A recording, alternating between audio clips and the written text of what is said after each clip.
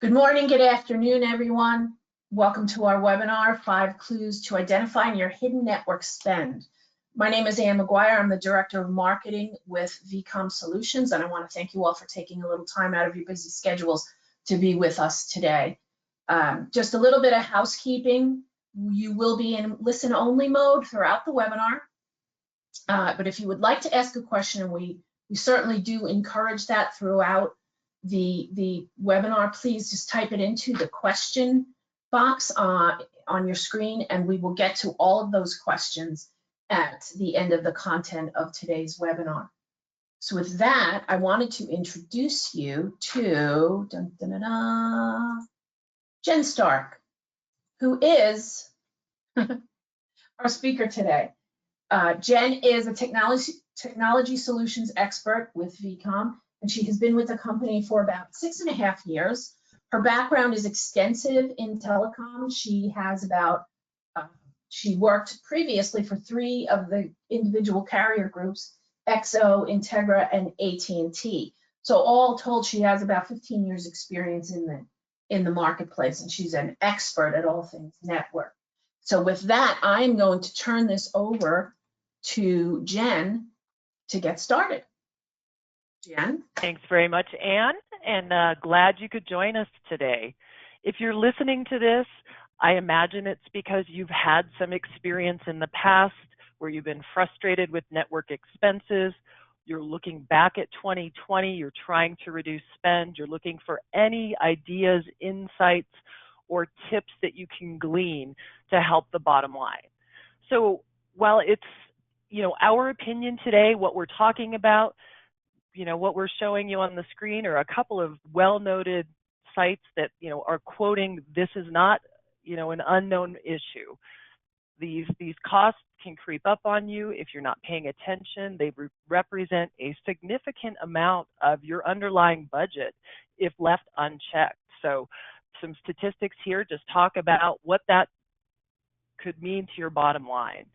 So while I want to have some really great tips for you, I don't know that I'm going to have anything earth-shattering, but what I'm hoping is that you're going to see kind of a collection of thoughts and practices and habits and things that collectively, if used together, could hopefully give you the information and arm you with some tools to get you the savings that you're looking for in today's environment. Go on to the next slide for me, please, Ann.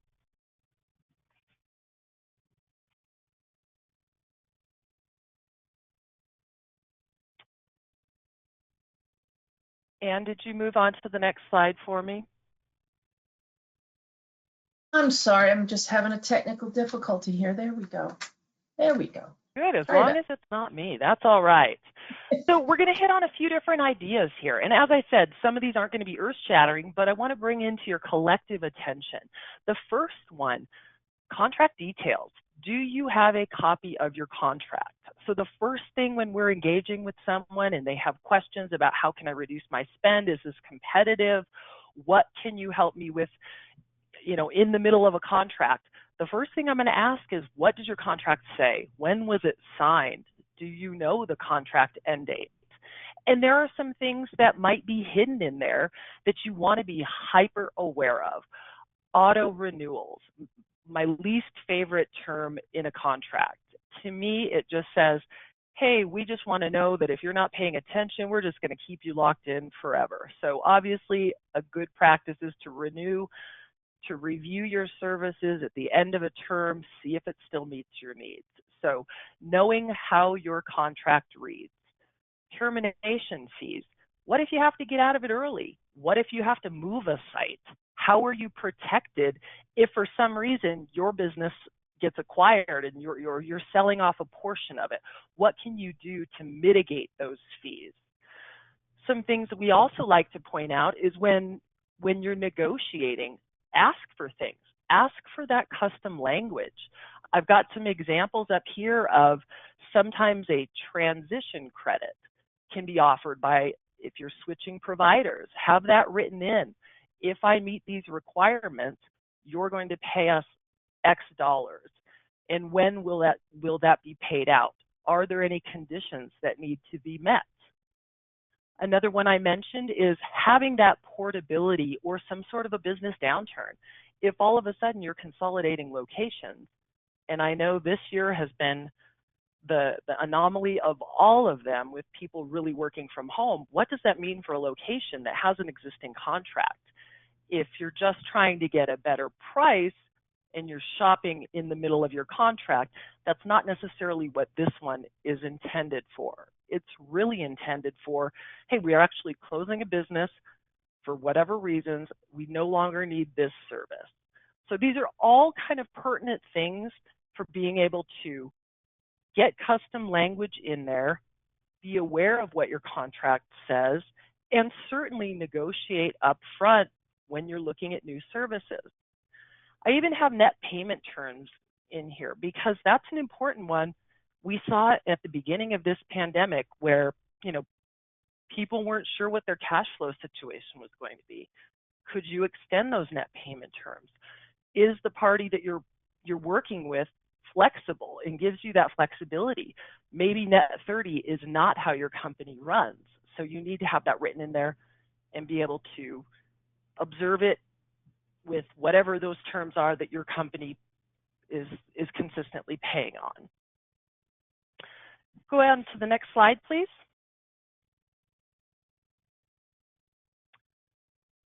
Price increases. This is probably the most glaring one.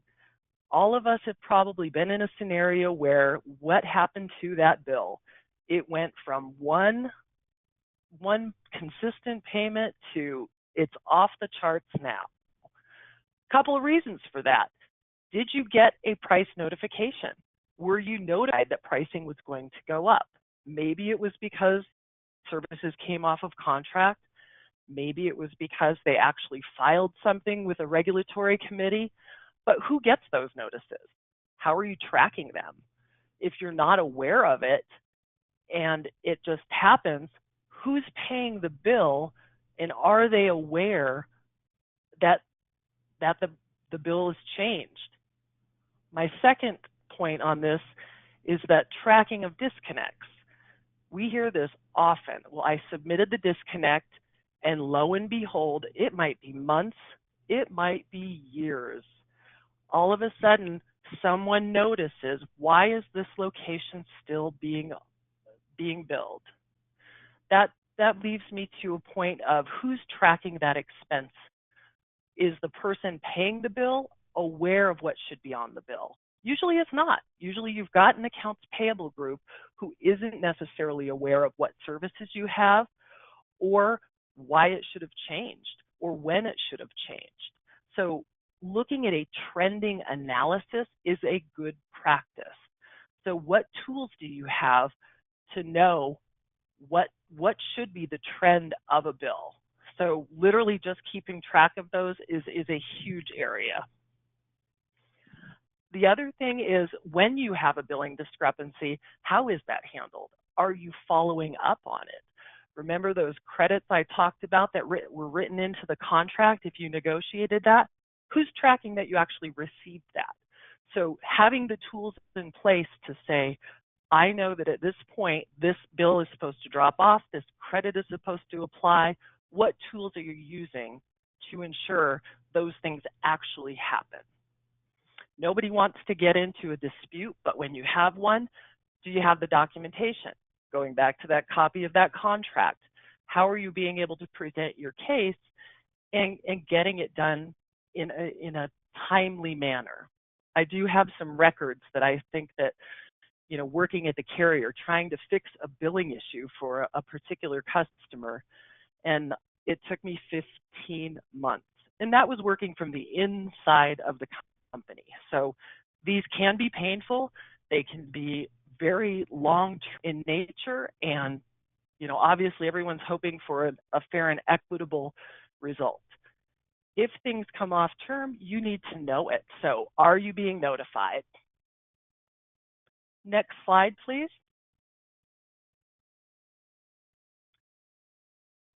With technology, obviously there are new and different things that are coming out. There are migrations that happen. If you're still using the same technology from many years ago, Why is that? Is there a reason that you're not looking to change? Have you shopped the provider that you have? Have you looked at the newer technologies? Not to say that every time a new buzzword comes out, you should jump on the bandwagon, but in today's environment, if you've been paying for a private data network and you're no longer hosting all of your applications in your third-party data center or in your in-house data center, that's because so many applications are moving to the cloud. When you're talking about Office 365 and SharePoint and Salesforce, these are services that you are going out via the internet. So is the private network the best way for your company, for your users, for their experience? So being able to look at how those technologies shift could result in significant savings. One of the examples I have up here is just such that, where the cost per meg is significantly lower if you could look at who's the best provider by location. So rather than saying I've got this one carrier because I need a closed private network and it has to hit all of my sites, you get to say who's the best fit for my location. How many employees do I have there? Which are my bigger offices? Which are my key offices? So being able to take advantage of those new technologies could result in significant savings. We've all, heard the people now working from home saying, well, how come I get this much bandwidth at home and the office one is so slow? Making those comparisons to what is the dedicated service you have at the office versus the broadband connection that we're all relying on these days as we work from home. So making sure you can take advantage of that shift.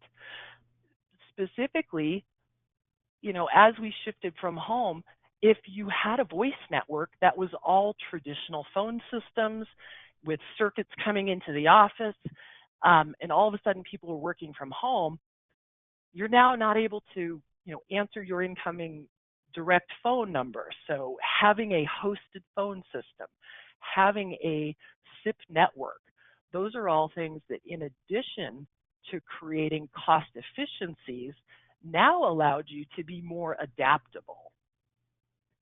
Additionally, are you aware of, the cost savings advantages of going from being in a data center to having services hosted? Have you made that comparison? Have you done the analysis to, have the conversation? Just because a network or the existing infrastructure that you have today has been in place for maybe your tenure, the tenure of your predecessor, however long that is, doesn't mean it's necessarily the best thing for you to do. Now, changing, everyone knows change can be hard. Change does require effort. There's obviously other factors, but just at least having the conversation, looking at the ROI, those are all kind of things that you could be leveraging to say, is this the best service for us for today's environment? Next slide, please.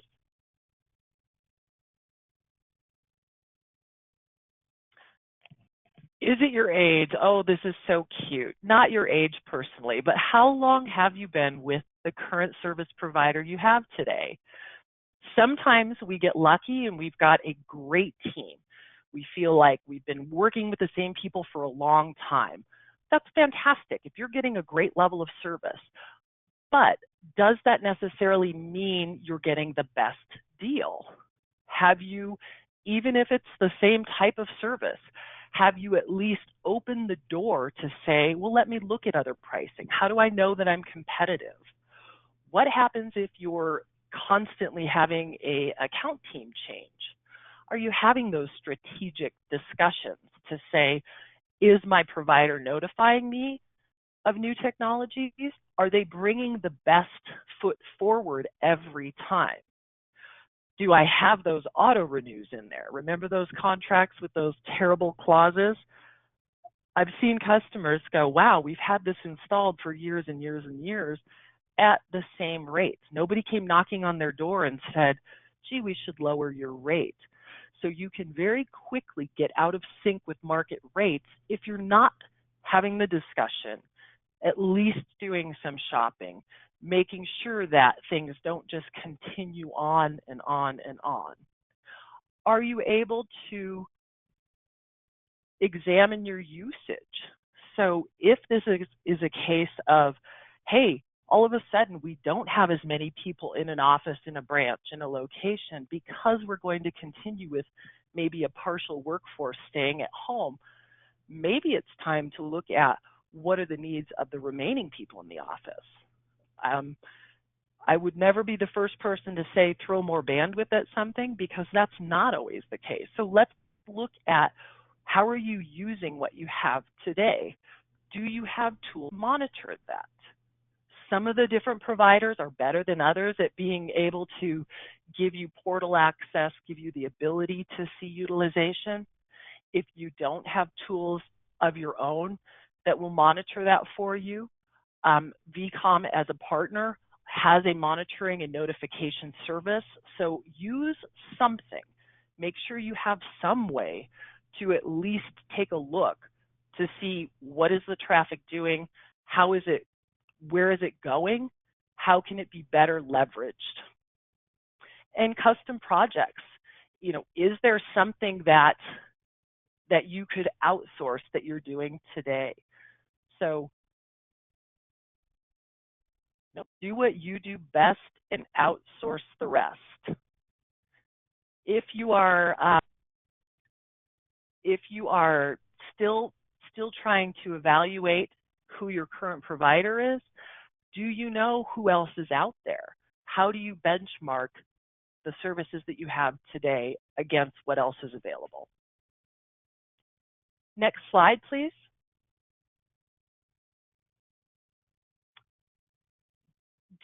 This goes back into what I was just starting on. Do you know who the players are? Sometimes there are great providers in a specific area that will leverage the public utilities, that will have consortiums that you might not be aware of. If you've been meeting with the same few carriers who've been knocking on your door, you get a sense of comfort. But do you know who the emerging players are? This goes back to, if you're not having to support a private network, can you make the best decisions per location so that you're getting the best fit for that site? Can you leverage different technology for one office than you would for another based on size, based on needs, based on productivity or roles or functions? Do you know who those providers are? Are you getting separate contracts or invoices from one particular carrier who's not looking at you as a complete entity? Do you have locations that are signing agreements on their own instead of centralized awareness and overview? So how are you tracking that information? Is there a better way to do it? Just because going back that, hey, this service expired, let's just go get the same service from someone else? Do you know about going back to the transition in more hosted applications in the cloud? How is the best way for your users to get to those applications? Is it you put in a direct connect yourself to an Azure? You in a data center that has a cloud exchange provider where you could leverage multiple clouds? Is SD-WAN the best fit for where your users are accessing the applications they need to do their job? So making sure that you look at those things as a complete, and how are you accessing them? Do you have an agnostic partner that can bring ideas to the table and say, were you aware of this provider or these features, or did you know that they have these benefits? So bringing those things to the table and looking at it from a global perspective. Next slide, please. So bringing this all back around, As I mentioned in the beginning, I hope that there are some nuggets here, whether there was anything groundbreaking that really resonated with you. It starts with having that contract, knowing where it is, having a copy, having it please saved somewhere so that it's not in someone's email and then there's turnover. What are your contract obligations? Make sure that you know how to get notified if there are changes within that contract. Are you the updated contact as companies acquire, merge, and locations come together? You need to make sure those records are updated. How are you tracking those? How is AP being notified of what should be being paid versus what you want to be on an invoice? Be open to exploring new technologies. Again, it doesn't mean that it's the best fit for you just because it's a buzzword out there in the community or you read something on a blog, but take a look. See if it fits your business needs and whether there is a complete and compelling ROI for you to make the change. If you haven't shopped for a while or run your network cost or looked at what else is out there, we call it a buyer's journey. That means the old way was the RFP. Send out to the world, everybody give me all of your marketing information and your bids and do a data dump. We like to sit down and say, what is it that's important to you and who should be considered in this mix? And be able to normalize those results so that you can quickly eliminate providers, partners who are not a good fit for you. Then we get down to negotiation. Remember those contract terms we talked about, some of those custom language? We want to end up with the best overall package for you with everything that meets your needs. That's what we call our buyer's journey. We really kind of inside out the RFP process. And being agnostic. Does it matter to your partner? Are they bringing in favorites? Are they, favoring one carrier over another because they have experience working with them? That's kind of their only niche and that's where they excel. But do they know the newer players? If you bring a newer player to the table, how do you evaluate them? What are the metrics that you would use to measure them as worth the risk to try out? Do you have some sort of referrals that you can refer back to? So having a partner that could bring those to the table, be agnostic about it, and make some recommendations. And with that, I hope that you found some hidden gems in being able to reduce costs. Thank you. Thank you so much, Jen. I apologize for any of the little glitches with the PowerPoint. Sometimes that's the downside of juggling 4 monitors on your desktop. So now is the point that we'd like you all, if you have any questions, I've had 1 or 2 come in, but now would be a great time to ask. Just type it into the chat window and we can get to that in a second. Also, I'm going to launch a quick poll here for folks. Hopefully you can see that. And if you want to take a quick look at that, we're just asking anybody who is interested in obtaining more information, raise your hand and we can definitely reach out to you on that. And we'll leave that up for a few minutes. So Jen, I thought this was really interesting, especially some of the information regarding, providers that we might have been interacting with for a long time and how easy it is to sort of be taken for granted on their part and forget that, you're owed the same rates as your new customers as well. That is the old adage of why is it the new customers get the good discount, right? And the existing customers seem to be stuck with those older rates. So it's important in any relationship to say we both will succeed in our businesses. If your business is succeeding and we can help you negotiate better rates, it's in everyone's best interest. So it's really about being transparent and having that conversation. Exactly. Totally agree. So we had one question come in that is, I'll just try to parse it a little bit. What do I have to consider? What's the first thing I have to consider if I'm thinking about eliminating my office network to a branch office? So I'm assuming it's there, maybe closing a branch office, or what's, maybe it's in regards to people working remotely. Yeah, if that's a complete closure, that's where it is handy to have the written information in the contract that says, if you're closing a location, I will have, no early termination fees. And that's where you want to work with the provider. Maybe it's such that you have to look for revenue replacement. So, hey, if we're going to close this branch, we're trying to avoid any early termination fees. Can we add services elsewhere? Can we extend our contract? The sweet spot typically is as long as you've had services installed for at least that first year, because often, if you see waived install charges, it takes them a few months to recoup that. So ideally, you're past the first year. Okay. Another question that came in, can vCom help in negotiating existing contracts? So we can absolutely give you some tips, some great advice. We certainly have our contacts at them.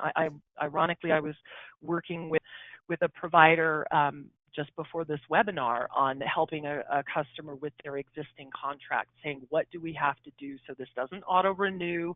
How do we get this to go month to month? So we can definitely give you some insights. We can have our contracts person review the contract just to make sure that if there was any language in there that we'd want to be aware of. But yes, we absolutely do get involved with assisting in those negotiations. Okay, great. Thank you. Well, folks, I think that is it in terms of questions, unless there are any others that come in. I wanted to thank you all for being with us today. Thank you, Jen, so much for all the great information. I've popped Jen's contact information up on the screen, so feel free to reach out to her if you have additional questions after the fact. You will receive, everyone on the call will receive a follow-up email with a link to the recording of today's webinar, and feel free to share that with your colleagues as well. So I think we're right at the bottom of the hour, so thank you all again for being with us. Look for more webinars from vCom coming soon, and until then, please take care of yourselves and be well.